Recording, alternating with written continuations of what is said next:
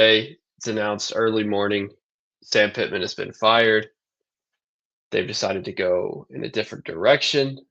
Bobby Petrino has been named the interim head coach on Sunday, and Pittman was out. And I didn't know if your check was going to do it this weekend. If I'm being completely honest, I was a little bit surprised. I thought there was a chance we would wait. As a fan in search of something new, I think this was the right move. Um, I think that in 2021, Sam Pittman had a phenomenal year. He got us to 9-4, and that was his second year at Arkansas. I was a guy 2020 when we hired him. I wasn't a super fan of the hire. I thought at the end of the day, if he was able to hire good coordinators and the offensive and defensive side of the football, that we would be a good football team. And early on, whatever you thought about Bryles, I thought he was a good offensive coordinator. And Barry Odom's probably been the best coordinator Pittman's had, and we looked good. I mean, we were 9-4 in our second season. There was a lot of promise. Took a little bit of a back step that in third season, but there was still a lot of promise. And then in his fourth year, we went 4-8, and it just felt like we were really backpedaling really badly. And he didn't get fired after that season. I think a lot of people, even myself, I think thought that was a possibility. Fifth season, he redeems himself. He brings in Bobby Petrino. Last year, we go 7-6. And then this year, right? Just 5 games in, we're 2-2 going against Notre Dame, and we get just utterly embarrassed. And I don't like I said on last Monday's show, I didn't have any expectations that we would win this game. I picked us to lose this game. But they scored about 20 points more than I thought they would, and we scored about 20 points less than I thought we would. So it was really embarrassing, and ultimately it culminated in his job being taken from him on Sunday, and Bobby Petrino was named the interim head coach was the offensive coordinator. And man, just 15 years later, who would have thought we were here? And to see him as our interim head coach, the head coach of this football team once again for the first time since like 2011, it's crazy. And a lot of changes came today, right? Bobby Petrino fires the pretty much the entire head defensive staff. Travis Williams is gone. Woodson, the other co-defensive coordinator, is gone. I know they fired another coordinator as well, or another positions coach as well on the defensive side of the football. So 3 different coaches were out, and a lot of changes just in a couple of days. It's been crazy. Like these shows on Monday, we really just talked about the previous game, what I expected, what actually happened, how we played, and what to look forward to. And this week is completely different, right? There was a game that we played, but so much has happened, right? We fire our head coach. Our head coach from 15 years ago, who was our offensive coordinator, is now our interim head coach. He's firing people. We don't play this upcoming weekend. There's a bye. We'll play Tennessee. And on next Monday, we'll talk about that Tennessee game. But for this week, there really was just a Notre Dame game. And if you saw my post on YouTube Saturday, kind of jokingly, I said we sucked. There's not going to be a post game Monday. I'll see y'all then. I said that I didn't expect necessarily Pittman to be fired on the other end of that. But he is out. And here we are on this Monday with a lot to talk about and a lot of unique things to talk about. Um, but we'll start off with what I've been talking about just in the first couple minutes. Sam Pittman has been fired. Bobby Petrino has been named the interim head coach. What is this rest of the season going to look like? I think you're going to see a really motivated team early on. I think anytime, for the most part, a head coach gets fired, I think at any level of football, but specifically college football of any, I think there's motivation. I think the players, whether it's maybe bulk of their responsibility, usually not the case, but obviously they bear some responsibility. There's a moment you want to go out and play your best football. I've got a couple stats for you. Mike Gundy got fired from Oklahoma State, and their following game, they still lost, and they're a team that just utterly talentless. It seems like, but they played an 18-point game to Baylor. I believe they covered the spread. I'm not sure what it was, but I don't believe it was. I think it was more than 18. I think they were still, and it was a home game for them. Um, but they were still very motivated to play that game. It didn't ultimately culminate in anything spectacular for them. They still lost that football game. But Baylor, yeah, Baylor favored by 21. And I think at halftime, yeah, halftime it was 28-20. So like they were in a one score game, one score battle, even going into the fourth quarter, 35-27. So they really came out. I don't think anybody would have thought they were going to beat Baylor, but they played a really hard fought game. Virginia Tech, right? They fire their head coach. They're 2-0 since, which, we'll see what we do. Um, but they beat Wofford. Obviously, that was expected. But on the road, uh, getting 10 points on the road at NC State, they go get a win, right? And I'm not saying that that's what's going to happen for Arkansas, but I think anybody that thought, and I've started to think that 2-10 is what's feeling like is going to happen, I would say hold your horses just a little. I don't know if it's 4-8. It doesn't really matter. Like at the end of the day, this season, it's hard to really get up for the rest of the season with 7 games left. Um, right now, 5 of those 7 teams are against ranked teams. It's hard to look at this schedule and think maybe Mississippi State, maybe Auburn, right? Those 2 teams aren't as talented. Those are the 2 non-ranked teams we play. But I expect to see a team that's very motivated. And Tennessee is who we're playing, not this upcoming week, but the week after. We got a bye this week. They also have a bye, so plenty of time for both teams to really practice and get ready for this game. Tennessee's going to have some sort of revenge factor for this game, but I really expect to see us motivated in this game. I think we'll be motivated, honestly, the rest of the year. And for a lot of these guys, especially seniors, like where this is ultimately it. It feels like in the transfer portal era and even post-COVID era, it feels like everybody could play college football forever. But a lot of these guys, this is their final year. There's no transfer portal after this. I think they're going to be motivated to play, and we'll see. I think that it's obviously it feels like dark time right now for Razorback football. Um, but I also say I think this weekend was rock bottom. And even if we just climb up a level or two, I think that anything at this point will be progress from where we've been.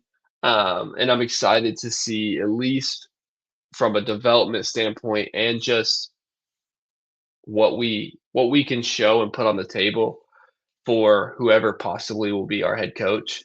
The potential players that I hope we can retain. I know a lot of recruits have started to decommit, and that's expected. And a lot of these guys will transfer post the season, and whoever comes in the head coach, we'll expect to see an influx of players as well. Like there's going to be a lot of shifting, but it really turns to, and this is where we're going to spend, I think, a lot of this conversation today into who could Arkansas possibly bring in to replace head coach Sam Pittman.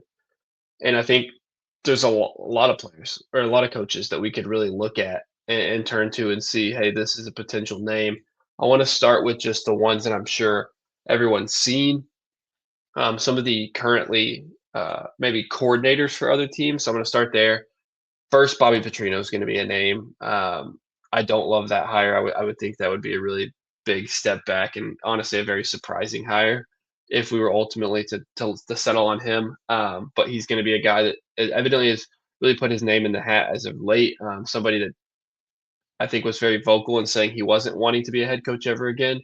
At his age and just his point of his career, he wanted to really stick to coordinating and quarterbacks. And I think evidently he's changed that sentiment.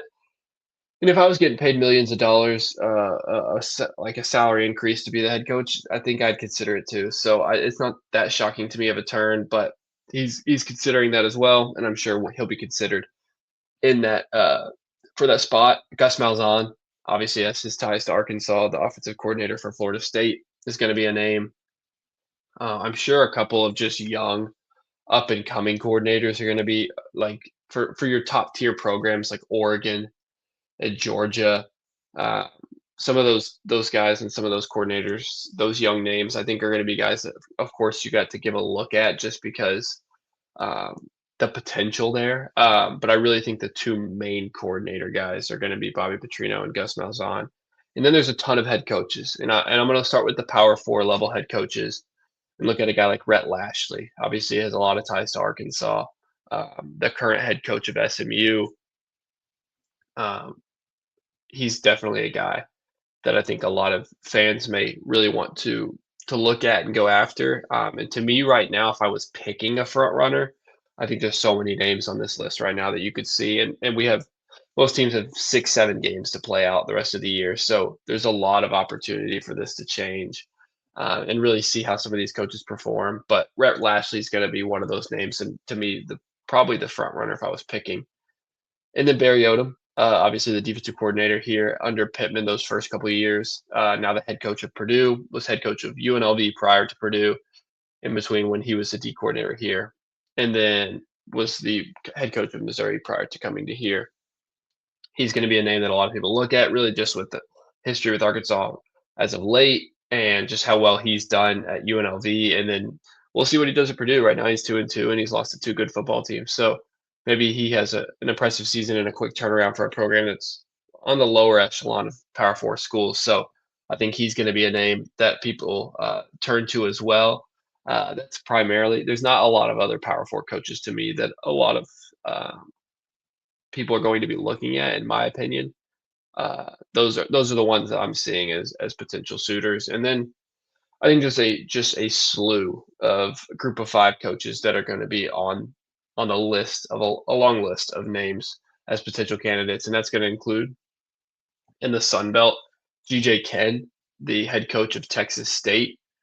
He's done a great job there. A fairly young offensive mind. I think that's had a real just outburst at Texas State immediately and had success, and I think he's done fairly well this year so far. We'll see what he can do, but he's a guy in the Sun Belt, head coach of Texas State, that I think we'll look at. And then in the American Athletic Conference, it feels like there's so many names that people are throwing out there. Jeff Traylor, who also has ties to Arkansas, the head coach of UTSA right now. John Summerall, head coach for Tulane, previously the coach of Troy, had a lot of success there. He's done well so far with Tulane. Their one loss being Ole Miss. Ryan Silverfield, which would be ironic, the Memphis head coach. Uh, he's done well for them the last several years. He'll be a name to look for. Eric Morris, the head coach of North Texas, who's currently undefeated right now, and he's just had a great season despite it's what I would say is a lack of talent. It seems like at that level and at that program. Uh, he's really done a great job for them, and they're undefeated currently. I've seen Alex Golish, the head coach for South Florida, as another name in the American Athletic Conference. There's really been a lot of guys at that group of five level, I think, that I've seen as potential suitors for the job. But specifically, like Memphis's coach, North Texas, and Tulane, all three of those teams have been really impressive this year, and South Florida as well. So it doesn't surprise me to see a lot of names like that. And then just the other potential people, I'm sure, like, that are going to be just media driven and just, like, fan driven narratives of guys like John Gruden, and I've even seen Deion Sanders. He was somebody that we talked to prior. Um, just a lot of potential names, out there. I'm sure we're gonna see. It's so early in the season, like Virginia Tech and like Oklahoma State, where we're early on in the firing, like, we decided to fire our coach in the first half of the season, and that's something I didn't see coming. Like, I knew Pittman was on the hot seat. He was probably one of the hottest seats of any coach in the Power 4 level, going into this year, but for him to ultimately be fired this early in the season, I was surprised, and there's gonna be so many names throughout the season. Some of those guys I just mentioned, like, their teams are going to really struggle maybe over the next couple of weeks. And struggle to win games, and their names are going to slowly fall off that list. Or some of these guys, they're going to have the potential to take their group of five team to the college football playoff, and they're going to be hot names. So just constantly keep an eye on the list of names that you're seeing out there by the ESPNs, the CBS Sports, even the different just local fan base news outlets. Just keep in touch with those, because a lot of those names are going to be the names that are circulating and floating around and truly are going to be probably on the list of candidates that they're going to interview and ultimately take a look at and see if they'll be the head coach. But just, I think we really want to go to me in a different direction than when we've been in the past. And if you look at our last coaches, Pittman, Chad Morris, Brett Bielema, just those three specifically. Bielema and Pittman, obviously, I think a lot of fans equate similar arcs and similar coaching types to. I think Bielema was a more impressive coach. I think Bielema was a little less coordinator dependent, but they're obviously, just heavier line guys, coaches that are, to me, more CEO type, um, and struggled to win big games and just lost a lot of close games. Kind of rode that roller coaster of like any coach would, struggled early, peaked, and then came back down, and then ultimately was fired.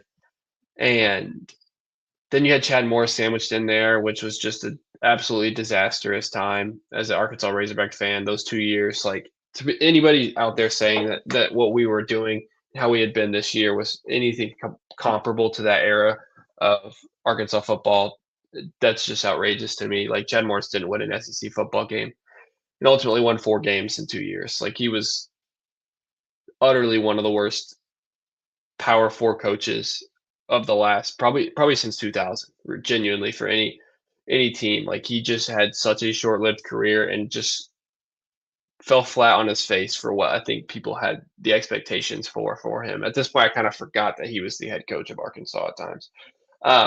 So if I'm as a fan giving my input, what I would love to see is a younger offensive-minded head coach, and I think that's where obviously the league, I think, has trended.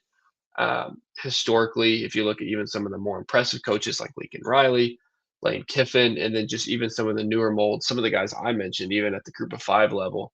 But even like some younger guys, and Lincoln Riley could certainly fall into that group. But just the different coaches you see, a guy like I'm blanking on his name, but I'll get back to it.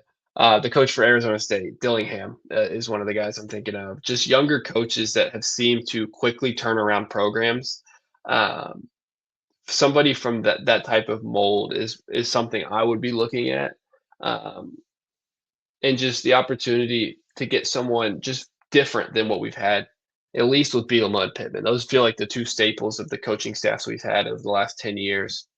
And I would just love to see something different at this program. I don't want to see a Bobby Petrino or a Gus Malzahn, somebody that's older and had cracks at the bat. Like this is clearly like just very late in their career and kind of maybe a big name hire if it was 10 years ago. I'd rather them honestly take a chance on somebody they really believe in, um, and someone they can 100% sell to the fans because they know that they've been sold themselves on this candidate. Because I'm okay with it, the name not being huge. I'd love for it to be a big name. I'd love, at the very least, for to get somebody like Rhett Lashley in there, and he would fall into that same group as of a Dillingham and a Lincoln Riley, of those young offensive-minded head coaches. Um, but I'd love to see a possible coach like that at the minimum. Like, I'd love for us to get out there and get a really big name coach, and that maybe poaching somebody for millions, that's currently a Power 4 coach. But that opportunity and to have somebody of a caliber like that would be awesome. But at the same time, if they feel 100% confident in maybe a young and up and coming coach that they feel like is a phenomenal recruiter, is able to maybe be, the typical players coach mantra that you hear a lot today. Uh, but a guy that is really appreciated by his players. They're willing to fight for him. They're willing to play for him. And ultimately, he's able to bring in players. But I think a lot of it's going to be dependent on the athletic director, Hunter Yurachek, and his staff, and what they can bring in from an NIL perspective, and what they're going to use, and how they're going to navigate this program financially is going to be a big thing. Like, that's just one of the expectations at this point in the landscape of college football, is you have to deal with that. And it's been a real talking point over the last couple of years. And even as a fan, like, the state of college football is not, to me, from that perspective, the transfer portal to NIL, like, it's not what it should be or what I think fans would hope for it to be. But I will say that I do still love watching college football, and it's not what it used to be, sure, from that perspective, and the players staying for 3, 4, 5 years at programs, and that you hate to see that, right? It's been a lot more money oriented, but it really is the day and age and the college football landscape that we live in, and for them to they're gonna have to really prepare and really just understand that that's where we're at, and to compete in this landscape, you're gonna have to compete financially, and so I'm excited to see what that's gonna look like. I hope that we're ultimately able to step up to that plate. But to me, that's a lot of the list of head coaches that possibly could be there. I'm sure there's other names that I missed. But if I'm really giving you my like at this very moment, obviously always subject to change, but I'll just give you my early thoughts on it. If I'm looking at here's the 3 to 5 guys that I would say are really, really lock in on these guys as potential head coaches, and then who I personally would want and maybe who I personally think will get it. If I'm looking at it, these 3 to 5 guys, Rhett Lashley, head coach Southern Methodist, yeah, SMU. Eric Morris, head coach of North Texas. John Summerall, head coach of Tulane. Jeff Traylor, head coach UTSA. And then if I had to throw the fifth in there, maybe Alex Golish, head coach South Florida. So a lot of American athletic coaches there, and then Rhett Lashley. If I'm picking from that group who I would personally want, my dark horse candidate would be Eric Morris or John Summerall. Like I think one of those two guys, I really think could be worthy of that head coaching job.